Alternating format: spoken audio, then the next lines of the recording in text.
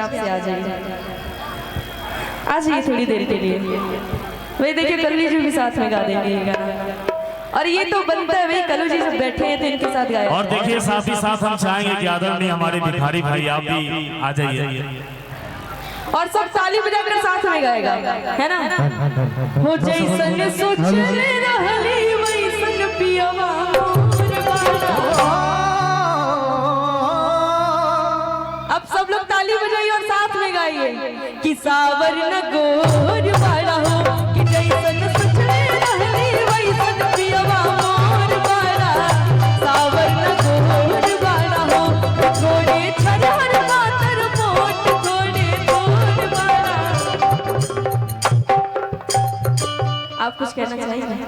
नहीं, बड़ाई सुन के अच्छा लगा था बड़ाई करते कि थोड़े छरहर पातर मोट थोड़े गोर बाड़ा। सावर न गोर बाड़ा हो, जैसन सोचले रहनी। ताली बजाइए सभी लोग। Hello hello hello. जैसन सोचले रहनी ओइसन धनिया मोर बाड़ी। सावर न गोर बाड़ी हो।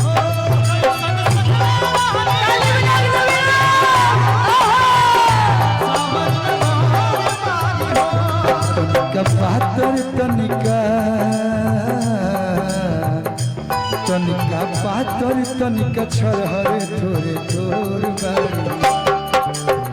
तनिका पातर तनिका छरहर तनी मन छोट बाड़ी।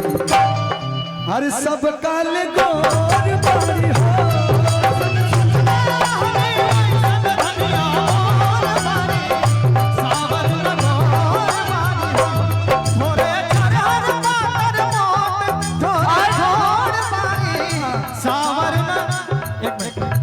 एक मिनट और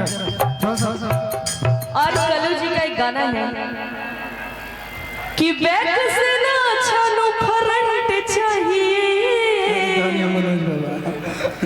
यूट्यूब पर देख ले बनी वीडियो। यूट्यूब पर देख ले बनी वीडियो। ब्लाउज रेडीमेड चाहिए। अच्छा जल्दी आ। कि बड़ा नीक लागेला बलम जी की बोलिया। बड़ा नीक लागेला बलम जी के बोलिया। जब से लियाइल बड़ा अपने घड़ी डोलिया।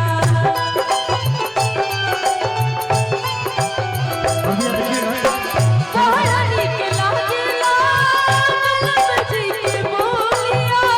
जब से लियाइल बड़ा अपने घड़ी डोलिया। हो बाटे जुल्म जवानी,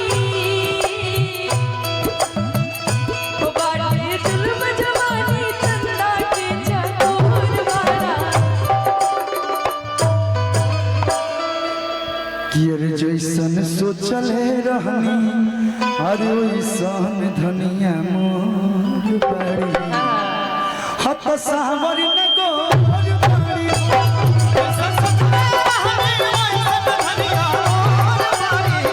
सावर न गोर बाड़ा हो, कि थोड़े छरहर पातर मोट थोड़े गोर बाड़ा। सावर न गोर बाड़ा हो, कि जैसन सोचले रहली वैसन धनिया मोर बाड़ी।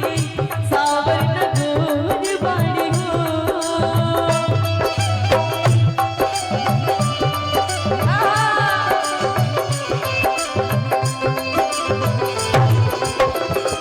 ताली बजाइए सभी लोग।